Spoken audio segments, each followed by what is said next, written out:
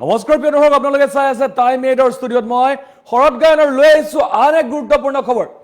EKYC অৰ্থাৎ আপোনালোকে cylinder লাভ কৰিবলৈ হলে এতিয়া EKYC কৰিব লাগিব। যেহেতু 16 তাৰিখলৈকে আছিলে 16 আগষ্টলৈকে আছিলে পূৰ্বতে EKYC সময়সীমা, কিন্তু গ্ৰাহকৰ সুবিধাৰ প্ৰতি লক্ষ্য ৰাখি পুনৰ 23 আগষ্টলৈকে বৃদ্ধি কৰিছে গেছ চিলিণ্ডাৰৰ EKYC সময়সীমা। ঘৰতে থাকি আপোনালোকে ঘৰতে বহি নিজৰ মোবাইল ফোন অৰ্থাৎ নিজৰ স্মাৰ্টফোনটোৰে আপোনালোকে কৰিব পাৰিব EKYC। কিন্তু কেনেকৈ কৰিব, কাৰণ আজিলৈকে বহু লোকে কৰা নাই, যাৰ কাৰণে এতিয়া গ্ৰাহকৰ কথা চিন্তা কৰি এই EKYC সময়সীমা বৃদ্ধি কৰিছে। আমি জনাইছো এই মুহূৰ্তৰ সমগ্ৰ খবৰ আমি জনাবলৈ চেষ্টা কৰিছো কেনেকৈ কৰিব EKYC।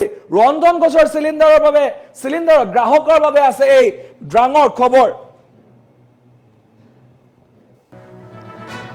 বৃদ্ধি কৰা হল ৰন্ধন গেছৰ চিলিণ্ডাৰৰ EKYCৰ সময়সীমা। 23 আগষ্টলৈ বৃদ্ধি EKYCৰ সময়সীমা। ঘৰতে বহি মোবাইল এপত কৰিব পাৰিব EKYC। প্ৰথমে ডাউনলোড কৰক Indian oil one app biometric face scanner বা ডাউনলোড কৰক আধাৰ ফেচ ID এপ। ইয়াৰ পাছত মাই প্ৰফাইললৈ যাওক EKYC বিকল্পত ক্লিক কৰি আধাৰ ভেৰিফিকেশ্যন প্ৰক্ৰিয়া সম্পূৰ্ণ কৰক। গেছ এজেন্সিলৈ গৈও কৰিব পাৰিব আপোনালোকে EKYC। ভুৱা কানেকশ্যন বন্ধ কৰিবলৈ আৰু চৰকাৰী ৰাজ সাহায্য লাভ কৰিবলৈ EKYC বাধ্যতামূলক। গতিকে আপোনালোকে যদি ৰাজ সাহায্য লাভ কৰা নাই তেতিয়াহ'লে অতি শীঘ্ৰে EKYC কৰি লওক, নহ'লে আপোনালোকে ৰাজ সাহায্যৰ পৰা বঞ্চিত হ'ব। ইতিমধ্যে বহু লোক ৰাজ সাহায্যৰ পৰা বঞ্চিত হৈছে, কিয়নো EKYC কৰা নাই, অৰ্থাৎ যি ইণ্ডিয়ান গেছৰ যি EKYC কৰিব লাগে সেই EKYC কৰা নাই ৰন্ধন গেছৰ, আৰু সেইকাৰণে EKYC এতিয়া নকৰা লোকসকলে লাভ নকৰিব ৰাজ সাহায্য। আৰু ভুৱা যি বহু লোকে ভুৱা চিলিণ্ডাৰ লাভ কৰি আছে সেইসকলক নাকি লগাবৰ কাৰণে ভুৱা কানেকশ্যন লৈ আছে, আৰু সেইসকলক নাকি লগাবৰ কাৰণে বিশেষ পদক্ষেপ গ্ৰহণ কৰিছে। আপোনালোকে অতি শীঘ্ৰে কৰক, কাৰণ 16 আগষ্টলৈকে আছিলে, আৰু 16 আগষ্টৰ পিছত পুনৰ আজি 18 আগষ্ট অৰ্থাৎ আৰু 4টা দিন আপোনালোকৰ হাতত আছে।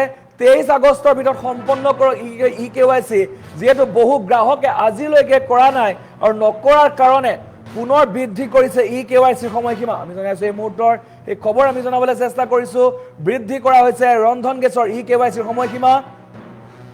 23 আগষ্টলৈকে বৃদ্ধি কৰা হৈছে ৰন্ধন গেছৰ EKYC সময়সীমা। কেনেকৈ কৰিব EKYC পুনৰ আমি জনাইছো। প্ৰথমে আপোনালোকে ডাউনলোড কৰক ইণ্ডিয়ান অইল ওৱান এপ বুলি যিটো এপ আছে, গুগল প্লে ষ্ট'ৰ যাব, গুগল প্লে ষ্ট'ৰত গৈ ইণ্ডিয়ান অইল ওৱান নামৰ এপটো ডাউনলোড কৰক। বায়োমেট্ৰিক ফেচ স্কেনাৰ বাবে ডাউনলোড কৰক আধাৰ ফেচ ID এপ। ইয়াৰ পিছতে মাই প্ৰফাইললৈ যাওক, EKYC বিকল্প মাই প্ৰফাইলত গৈ EKYC বিকল্প ক্লিক কৰি আধাৰ ভেৰিফিকেশ্যন প্ৰক্ৰিয়াৰে সম্পূৰ্ণ কৰক। গেছ এজেন্সিলৈ গৈও আপোনালোকে কৰিব পাৰিব এই প্ৰক্ৰিয়া। যদি আপোনালোকৰ ঘৰত যদি হোৱা নাই, নিজৰ মোবাইলেৰে যদি কৰিব পৰা নাই, তেতিয়াহ'লে আপোনালোকে যাব পাৰিব আপোনালোকৰ এই যি নিকটৱৰ্তী বা আপোনালোকৰ যি গেছ এজেন্সি, যোনটো গেছ এজেন্সিৰ পৰা আপোনালোকে গেছ লৈ আছে, সেই গেছ এজেন্সিটোলৈ আপোনালোকে যাব পাৰিব। আৰু আপোনালোকে নিজৰ যি গেছ এজেন্সি আছে সেই গেছ এজেন্সিলৈ যাব পাৰিব।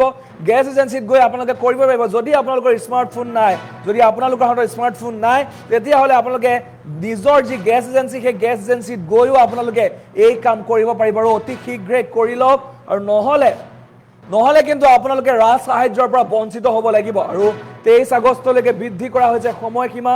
23 আগষ্টলৈকে বৃদ্ধি কৰিছে এই যি ৰন্ধন গেছৰ যি EKYC সময়সীমা। আৰু ইতিমধ্যে আজি 18 আগষ্ট আৰু মাজত মাত্ৰ 4টা দিন। গতিকে এই 4টা দিনৰ ভিতৰত আপোনালোকে সম্পন্ন কৰক EKYC, আৰু নহ'লে বঞ্চিত হ'ব ৰাজ সাহায্যৰ পৰা।